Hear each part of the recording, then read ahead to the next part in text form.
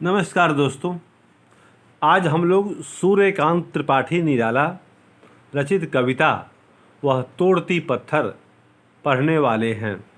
यह कविता बहुत महत्वपूर्ण है। इसमें गरीब मजदूरनी की कहानी है और सूर्यकांत त्रिपाठी निराला के विषय में हमें यह ध्यान में लेना चाहिए कि वे मार्क्सवादी विचारधारा से प्रभावित प्रगतिवादी कवि थे। तो आधुनिक काल के कवियों में एक विचारधारा है जो प्रगतिवादी है, जो मार्क्सवाद से प्रभावित है।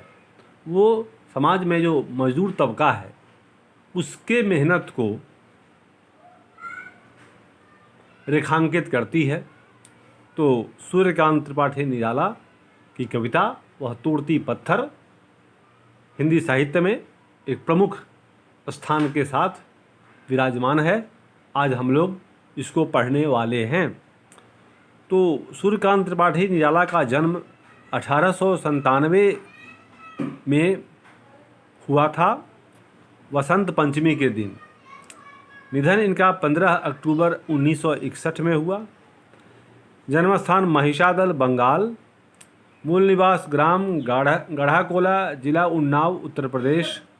पंडित राम सहाय त्रिपाठी इनके पिताजी थे। शिक्षा बंगला, संस्कृत, अंग्रेजी में प्रारंभिक शिक्षा।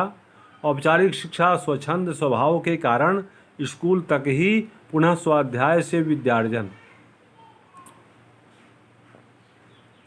संगीत तथा कुश्ती लड़ने में विशेष अभिरुचि इनकी थी। ये पहलवान भी थे, कुश्तियाँ लड़ते थे, संगीत सुनते थे और कुश्ती लड़ते थे। व्यक्तित्व भव्य, गौर, कसरती शरीर, स्वाभिमान एवं आत्मगौरव से परिपूर्ण, तेज और ओज से प्रदीप्त व्यक्तित्व। प्रारंभिक जीवन 14 वर्ष की वय में, की उम्र में, अवस्था में मनोहरा देवी से विवाह। रामचरितमानस का नियमित पाठ करने वाली पत्नी की प्रेरणा से निराला की तुलसीदास की कृतियों में गहरी रुचि और तुलसीदास के काव्यों द्वारा ही हिंदी भाषा साहित्य में अनुराग। शीघ्र ही 2 संततियों रामकृष्ण त्रिपाठी और सरोज को छोड़कर पत्नी का निधन। 18 वर्ष की वय में पुत्री सरोज का निधन। पारिवारिक जीवन विपदाओं से घिरा हुआ। पत्रकारिता भी इन्होंने की। समन्वय रामकृष्ण मिशन की पत्रिका थी। मतवाला, माधुरी, सुधा, जागरण से गहरी संबद्धता। पहली कविता थी इनकी जूही की कली, 1916 में प्रकाशित हुई।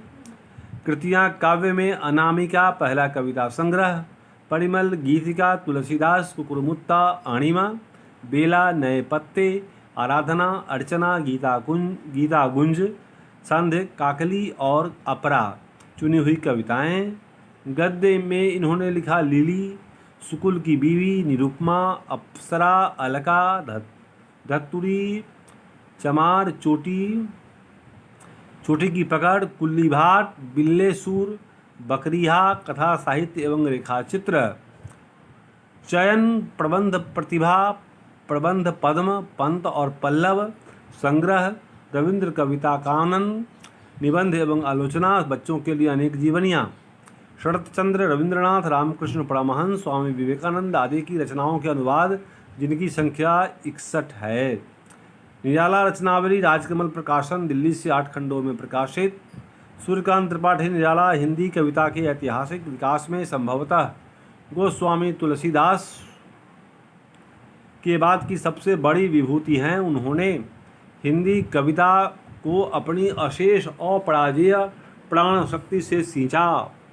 हिंदी कविता को अपनी अशेष अपराजेय प्राण शक्ति से सींचा। इन्होंने हिंदी कविता को अपनी सारी शक्ति लगाकर सिंचित किया। उस महाप्राण कवि की अप्रतिहत जीवनी शक्ति पाकर वह शत सहस्र अंकुरों में पल्लवित होकर अनेक पथों पर फैल चली। साहित्य निराला के संयोग से इतना विकसित हुआ कि वो कई पथों में विभाजित हो गई, पल्लवित होकर उसकी शाखाएं फैल चली। हिंदी साहित्य एक विशाल वृक्ष के रूप में तब्दील हो गया, परिणत हो गया। महाप्राण कवि कहे जाते हैं। निराला, उनमें जीवनी शक्ति अपार थी। उनकी कविताओं में मनुष्य के अंदर जो जीने की ललक है वह बहुत ही ताकतवर रूप में मुखरित हुई है। नए युग में हिंदी कविता को निरे पद्य के दुर्गम दुर्ग से उबार कर उन्होंने साहित्य को ये सीधे कविता जो लिखा जाए मनोरंजन के लिए, इससे हटाया और साहित्य को उपयोगी बनाने का प्रयास किया। जन सरोकारों की बातों को इन्होंने उठाया, उबार कर अरुद्ध प्रकाश, अंधकार का वातावरण के खिलाफ वायु, जल और आकाश वाले समस्त क्षेत्र में लाने वाले कवियों में निराला निर्विवाद रूप से प्रमुख हैं। तुलसीदास की तरह ही उनके पास कविता के बहु विपुल स्रोत थे। अनुभव का असीज खजाना था। असीज मतलब छीजने वाला नहीं, समाप्त होने वाला नहीं। उनके पास अनुभव पर्याप्त और अनुभवी कवि थे तुलसीदास भी, और उनसे तुलना की जा रही है सूर्यकांत त्रिपाठी निराला की, क्योंकि साहित्यकार का मतलब है अनुभवी व्यक्ति होना। जब तक आप अनुभवी नहीं होंगे आपको साहित्य समझ में नहीं आएगा। तो साहित्य समझने के लिए व्यक्ति का अनुभवी होना जरूरी है। साहित्य क्या है? जीवन अनुभवों का दस्तावेज होता है। तो तुलसीदास की तरह ही उनके पास कविता के बहु विपुल स्रोत थे, बहु विपुल कई प्रकार के स्रोत थे। अनुभव का असीज खजाना था। शब्दार्थ प्रतिपत्ति की अपरिमित भूमि और भंगिमाएँ थीं। निराला की भाषा, भाव और अभिव्यक्ति कला पर ही असाधारण अधिकार निराला का भाषा, भाव और अभिव्यक्ति कला पर ही असाधारण अधिकार नहीं था। प्रकृति और समाज का गहन पर्यवेक्षण किए थे, प्रकृति का भी और समाज का भी। व्यापक मानवीय करुणा तथा संवेदना और सहानुभूति की मर्म संपदा भी उनके कोश में असाधारण थी। जीवन और सृजन के दोनों धरातलों पर आजीवन दुर्दम संघर्ष करते हुए अपराजित जीविका के इस कवि ने दोनों हाथों से अनवरत आत्मदान किया, अपनी मर्म संपदा लुटाई। ये कवि ऐसे थे जिन्होंने आजीवन संघर्ष किया और अपनी जो ज्ञान की संपदा थी उन्होंने समाज को न्यौछावर किया अपने यथार्थवादी साहित्य के द्वारा। महाप्राण निराला एक विद्रोही और क्रांतिकारी कवि थे। उन्हें विद्रोही और क्रांतिकारी कवि माना जाता है। वो समाज में चल रही अव्यवस्थाओं के खिलाफ, कुरीतियों के खिलाफ विद्रोहात्मक स्वरूप अख्तियार करते हैं। इसके भाव विचारों के केंद्र में रूढ़ियों की मार झेलता तथा शोषण और दमन पर पलती व्यवस्था के अन्याय और वंचनापूर्ण व्यूहों में पिसता हुआ मनुष्य था। उसके हितों की रक्षा के लिए निराला अपनी रचनाओं में एक मोर्चेबंदी सी करते दिखाई पड़ते हैं। विद्रोह और क्रांति की चेतना उनके जीवन और काव्य में एक समान है। जीवन और काव्य, भीतर और बाहर, उनके यहाँ एक और अखंड है जो काव्य में है। मतलब भीतर और बाहर, जीवन और काव्य, मनसा वाचा कर्मणा, तीनों से उन्होंने एकता स्थापित की। वो उनका भीतर और बाहर एक और अखंड है, अखंडित नहीं है, दिखाने के लिए कुछ और कहने के लिए कुछ, ऐसा नहीं। अगर जीवन में संघर्ष है तो साहित्य में भी संघर्ष होगा। जो काव्य में है वह उनके जीवन से प्रमाणित है, और जो जीवन में दिखाई पड़ता है उसकी ऊर्जा उनके सृजनात्मक संकल्प एवं पिपासा से ही जन्म लेती है। इस तरह जीवन और काव्य दोनों बिंब प्रतिबिंब दिखाई पड़ते हैं और एक दूसरे को प्रमाणित करते हैं। ठीक है, जीवन और काव्य बिंब और प्रतिबिंब की तरह है। उन्होंने जो लिखा, कविता हो या गाना, कविता हो या गद्य, उसकी कीमत अपनी ज़िंदगी से चुकाई। उन्होंने अनुभवों को अपनी कविता की पृष्ठभूमि में लगाया। निराला ने कविता को छंद के बंधन से मुक्ति दिलाई, ऐसी प्रसिद्धि है, किंतु उन्होंने काव्य भाषा, काव्य विषय और रूप आदि के क्षेत्रों में कविता को अनेक रूढ़ियों से आज़ाद किया तथा उसे नए जीवन स्रोतों से जोड़कर नए भाव पथों पर अग्रसर किया। निराला ने कविता में आपाततः कायिक, वाचिक और मानसिक ऐसे परिवर्तन किए, मनसा वाचा कर्मणा, कि उसके भीतर नया अवकाश, नई कामनाएं, अभिप्साएं और संकल्प सिरजे। इस तरह हिंदी कविता प्रौढ़तर अवस्थाओं में पहुंचकर प्रायः वैश्विक समांतरता अर्जित कर सकी। निश्चय ही हिंदी कविता की प्रकृति, संरचना और चरित्र में आई इन उछालों के पीछे महाप्राण निराला के साथ उनके अन्य सहयोगियों की भी भूमिका थी, किंतु निराला की ऊर्जस्वी अभिप्रेरणा प्रमुख और निर्णायक थी। उन्होंने हिंदी कविता को अपरोक्ष पारिस्थितिक संवाद की स्थिति में पहुंचाया तथा उसके ऋतु चक्र एवं जलवायु हो रहे परिवर्तनों को समुचित रचनात्मक दिशा दी।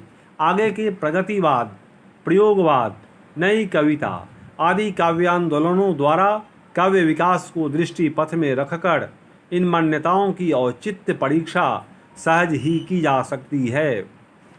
निराला ने अपनी रचना प्रक्रिया में अनेक तरह के काव्य रूप अपनाए। परंपरित काव्य रूपों में नई रूपात्मक उद्भावनाएं की। उन्होंने गीत, प्रगीत, लंबी प्रबंधात्मक कविताएं अनेक प्रभेदों के साथ लिखी। यहाँ उनकी प्रसिद्ध प्रगीतात्मक रचना तोड़ती पत्थर प्रस्तुत है। प्रगीत में चिलचिलाती दोपहरी में सड़क के किनारे पत्थर तोड़ती एक युवा मजदूरिन का क्रांतिकारी आशयों और संकेतों से भरा वस्तुपरक यथार्थवादी अंकन है। रेखाचित्र के विषयनिष्ठ वस्तुपरक धरातल से सहज गति में उठकर यह कविता एक गौरवपूर्ण संश्लिष्ट झंकृति छोड़ जाती है, जिसमें पाठक या श्रोता तटस्थ नहीं रह पाता है। एक मजदूरनी की कहानी है जो सड़क किनारे बैठकर पत्थर तोड़ती है। तो यह दलित साहित्य नहीं कहेंगे इसको कहेंगे प्रगतिवादी साहित्य।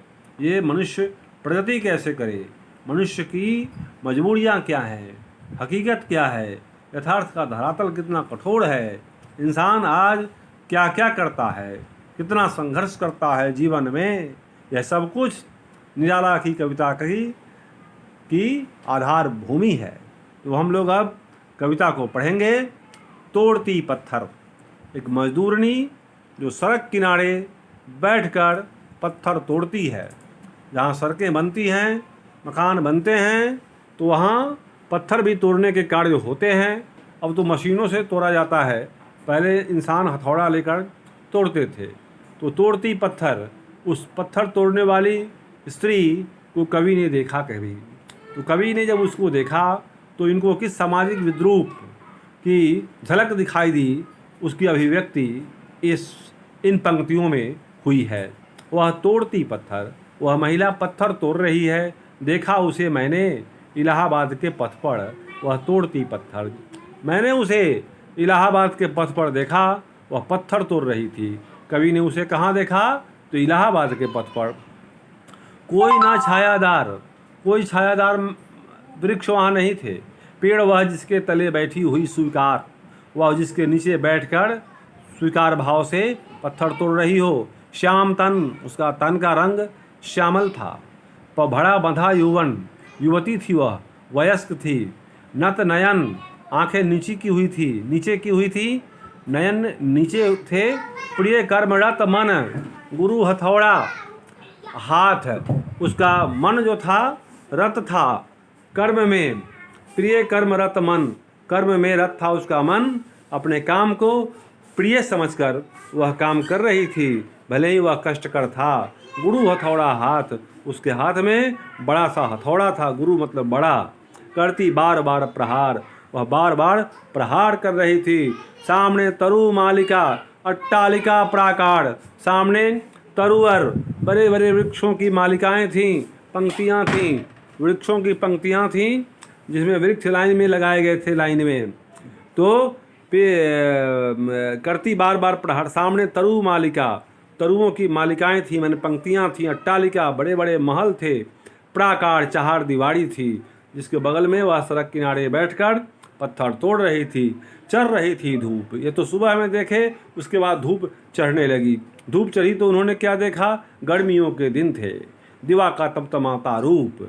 दिन जो था तमतमा रहा था, गर्मी से तप रहा था। झूठी झुलसती हुई लू, अब झुलसाने वाली लू चलने लगी। रुई ज्यों जलती हुई भू, धरती जैसे रुई जल रही हो ऐसा अनुभव कराने लगी। गर्द चिनगी छा गई। चिनगी जो गर्द जो वहाँ उड़ रहा था, छोटे छोटे जो धूलकण उड़ रहे थे, वो आग की छोटी छोटी चिनगाड़ियों की तरह हो गई। तो गर्द चिनगी चिनगी छा गई, गर्द चिनगी छा गई, चिनगी बन गई, वो चिनगाड़ियाँ बन गई। वह धूल थे वो चिनगाड़ियों में तब्दील हो गए। प्रायः हुई दोपहर, अब दोपहर का टाइम आ गया। वह तोड़ती पत्थर, फिर भी वह पत्थर तोड़ ही रही थी। देखते देखा मुझे तो एक बार, उसने मुझे अपनी तरफ देखते देखा। उस भवन की ओर देखा छिन्न तार, उसकी निगाह उठी। उसने सामने खड़े विशाल भवन को देखा। उदास थी, निराश थी, देखकर कोई नहीं देखा मुझे उस दृष्टि से जो मार खा रोई नहीं। उसे देखकर मुझे ऐसा लगा कि उसकी दृष्टि में विद्रोह है, उसकी दृष्टि में करुणा है, उसकी दृष्टि में लगातार संघर्ष करने की यथार्थपरक समझ है। उसने स्वीकार किया है अपने भाग्य को और कोसती भी है भाग्य को, लेकिन कर्म छोड़कर भागती नहीं है। उसने जीवन को छोड़ा नहीं है, उसने हार नहीं मानी। अब आगे देखिए, सजा सहज सितार, और उसको उस हाल में देखकर कवि जैसे खो गया, जैसे स्वप्न में चला गया, जैसे वह उससे अचानक एक सहज सितार की आवाज़ उसके कानों में आई। झंकृत हुई सितार की आवाज़ जो सहज थी, सरल थी। सुनी मैंने वह नहीं थी सुनी सुनी मैंने वह नहीं जो थी सुनी झंकार। इसके पहले मैंने वैसी झंकार कभी नहीं सुनी थी। एक क्षण के बाद वह कांपी सुधर, वह महिला थोड़ी कांपी, हिली। धुलक माथे से गड़े सीकर, सीकर मतलब पसीना, वह जो हिली तो माथे से पसीने की बूंदें नीचे गिर गईं। लीन होते कर्म में फिर जो कहा, उसने फिर अपने कर्म में वह अपने आप को लीन कर लिया। जैसे बोल रही हो, मैं तोड़ती पत्थर, मेरी पहचान मैं तोड़ती पत्थर। मतलब यह है, संघर्ष हैं लाखों, दुख है जीवन में, लेकिन वो महिला पत्थर तोड़ने से इनकार नहीं करती। मतलब जीवन, जिजीविषा, जीने की तमन्ना और जीने की ताकत, ये भीतर से जो जिजीविषा है, प्राण शक्ति है, वह अपार है। वह इतनी मात्रा में उस महिला में है कि कवि उससे प्रभावित होता है। तो मेरे दोस्तों, ये कविता मैंने आपको पढ़ाया, उम्मीद करता हूँ कि आपको पसंद आएगा और आपने इसको सुना, इसके लिए आपको धन्यवाद।